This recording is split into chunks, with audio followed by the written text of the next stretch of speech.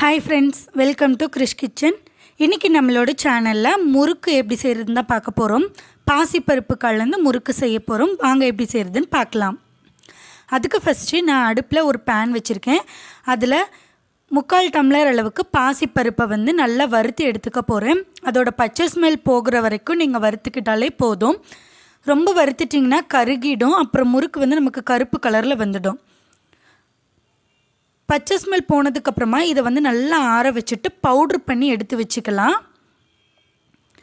இப்போது முறுக்குக்கு தேவையான மாவு நம்ம ரெடி பண்ணிடலாம்.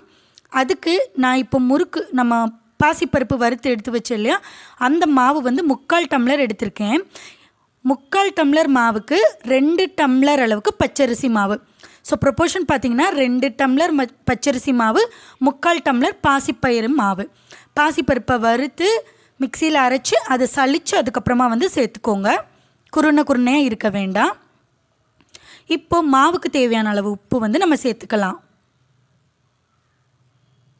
நீங்கள் கப்பில் சேர்க்குறதா இருந்தால் 2 கப் பச்சரிசி மாவுக்கு 3/4 கப் அளவுக்கு பாசிப்பருப்பு மாவு சேர்த்தா கரெக்டாக இருக்கும்.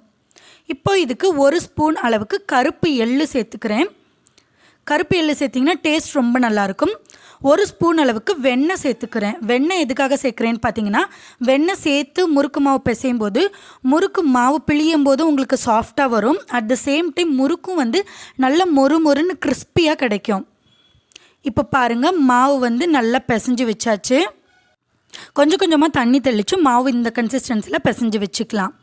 இப்போ முறுக்கு சுடுறதுக்கு ஒரு கடாயில் தேவையான அளவுக்கு ரீஃபைண்ட் ஆயில் சேர்த்துருக்கேன். எண்ணெய் நல்லா காயணும். எண்ணெய் நல்லா காஞ்சதுக்கப்புறமா நாம் முறுக்கு விளக்கில் முறுக்கு சுட்டு எடுத்துக்கலாம்.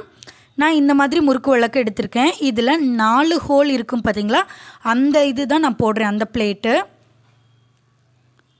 அதுக்கப்புறமா அதில் நான் ஸ்ட்ரைட்டாகவே முறுக்கு மாவு சேர்த்துக்கிறேன்.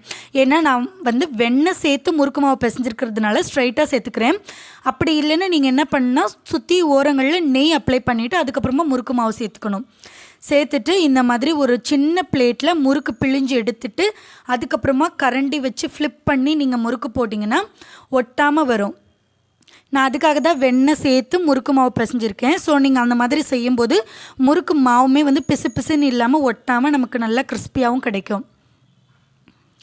பாருங்கள், இப்போது சொட சொடப்பெல்லாம் அடங்கினதுக்கப்புறமா நம்ம முறுக்கை வேறொரு பிளேட்டுக்கு மாற்றிடலாம்.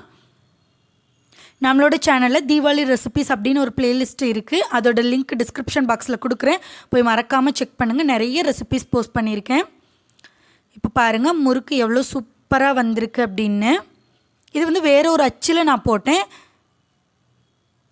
இப்போ நான் இதை உங்களுக்கு உடச்சி காட்டுறேன். பாருங்கள், எவ்வளோ மொறுன்னு சூப்பராக கிறிஸ்பியாக வந்திருக்கு பாருங்கள். இது சுட்டு அதுக்கப்புறமா கொஞ்ச நாள் வரைக்குமே இதே மாதிரி கிறிஸ்பினஸ் இருக்கும். ஸோ அதனால் கண்டிப்பாக நீங்கள் பட்டர் சேர்த்து முறுக்கு மாவு செய்யுங்க.